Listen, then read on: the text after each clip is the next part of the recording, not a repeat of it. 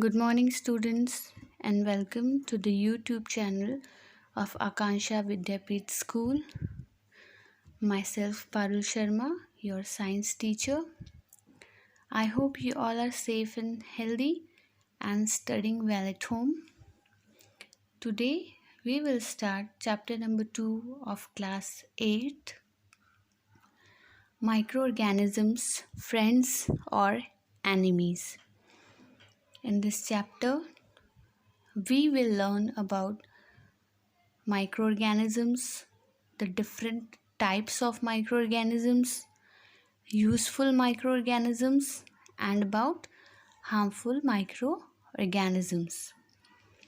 Before proceeding to the chapter, please like and share the video and don't forget to push the notification bell icon. Chapter number 2, Microorganisms, Friend or Foe. What are microorganisms? Organisms that are very tiny and can be visible only through a microscope are called microorganisms or microbes. They are very tiny organisms that cannot be seen with the naked eye. They can be harmful or useful. Now we will learn about the certain characteristics of microorganisms. Microorganisms, they inhabit almost every place from 20 miles beneath the earth to 20 miles overhead. They can be found in aquatic environments, in boiling hot springs, in snowfields, in the soil, on rocks, inside roots, and all over the earth's surface. Examples are bacteria, virus, protozoa, fungi, algae, and some animals. Now, characteristics, they are unicellular, microscopic, and very diverse. That is, they can found all over the earth's surface, anywhere on the earth's surface. Now, discovery of microorganisms. The first microorganism was discovered by Antony von Leeuwenhoek. He studied the pond water and he saw some tiny organisms floating in it. He called them animalcules. These are the microorganisms, algae, which they saw under the microscope.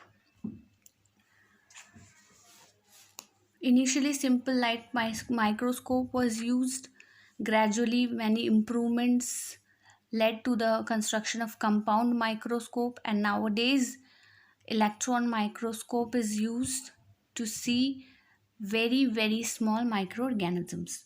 Now, types of microorganisms, there are mainly 5 types of microorganisms: virus, algae, protozoa, fungi, and bacteria. These all microorganisms are single-celled, unicellular prokaryotes except protozoa. And virus, these are considered as a link between living and non-living beings. Algae are plant-like creatures, and fungi are also plants, but they lack chlorophyll and so they cannot prepare their own food. Now, first is bacteria. Bacteria are single-celled organisms with cell wall as their outer covering, and the size of bacteria, it varies from 0.2 to 100 microns. They invade tissues and may produce pus or harmful or poisonous waste. They can live as independent organisms or as parasites on or inside the body of other organisms. They are prokaryotic organisms, that is, their nucleus do not have a nuclear membrane around it and it has a circular DNA. Now, various shapes of bacteria are bacilli, cocci, spiral, and curved shape. The examples of these are bacilli, These bacteria are rod-shaped. Example is Bacillus. Then cocci, these are spherical. Example is Staphylococcus. Then spiral, these are spirally coiled. Example is Spirilla. And last is curved, which are comma shaped. Example is Vibrio. Now next are fungi. These are microbes which lack chlorophyll, so they cannot prepare their own food. They depend on other plants and animals for their food. And some fungi they live on dead and decaying organic matter. That is, they are saprozoic. These are parasitic, and the body of most fungi they are made up of slender thread-like filaments called hyphae, and the network of hyphae is called as mycelium. Their cell walls are made of chitin. The fungi they are mainly of four types: yeast, mildews, molds, and mushrooms. Yeast they are unicellular, ovoid or spherical in shape. Mildews are also unicellular, and these are mostly parasite on plants like potato, grapes, wheat, rose, etc. Now molds, these are multicellular fungi and they form a network of hyphae on the substrate on which they grow. Mushrooms, you all know mushrooms, they are multicellular and it is composed of thousands of interlinked hyphae. Example is agaricus. Now yeast like example is candida.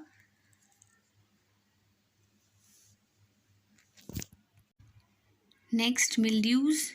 These are parasitic group of fungi and examples are Pseudoperennispora and Plasmopora.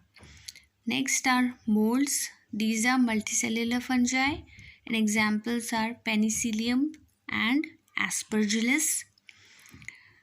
The difference between yeast and mold. Yeast is common name for fungi that exist in unicellular stage, and mold these are rapidly growing asexually reproducing stage of some fungi. Now, bread mold, its name is Rhizopus. It forms mold on surface of bread and damage it, and the optimum temperature in it grows is 15 to 30 degrees Celsius. Next is algae. Algae, they are simple plant-like structures and they don't have any root, leaves and stem, but they contain chlorophyll and therefore they can make their own food by the process of photosynthesis. The size of algae, it can vary from 1 micron to several meters, and they can be unicellular and multicellular also. Different types of algae are green algae, red algae, brown algae, blue-green algae, and diatoms. These algae are also microscopic. That means we need a microscope to see them. Sometimes you see a green layer on the surface of water. These are algae growing in groups. Now, red algae example, they are benthic and macro. Green algae, they contain chlorophyll A and B. Brown algae, these are marine algae. Now next is protozoa. Protozoa, these are also single-celled organisms and smallest of all the animals. Most of them, they can only be seen under a microscope. They are found in water as well as damp places. Protozoa, the word protozoa is derived from Greek words proto means primitive and zoons means animals. Therefore, they are the primitive animals first appeared on earth. They are eukaryotic, unicellular and lack a cell wall. Some protozoa they are harmful to us and others are helpful because they eat harmful bacteria and are food for fish and other aquatic animals. its cytoplasm is divided into ectoplasm and endoplasm. Now virus, these are smallest of all the microorganisms and connecting link between living beings and non-living beings, as it show characteristics of both living and non-living things. They can grow only inside the body of host. Outside the body of host, they are dead. It's a disease causing agent and it has a protein capsule with genetic material inside, and genetic material या तो वो RNA होगा या फिर DNA होगा, दोनों एक साथ नहीं होंगे. वायरस जो होते हैं वो एसेल्युलर ऑर्गेनिजम्स होते हैं और single type of nucleic acid होता है और कोई भी एंजाइम नहीं होता है एनर्जी मेटाबॉलिज्म का.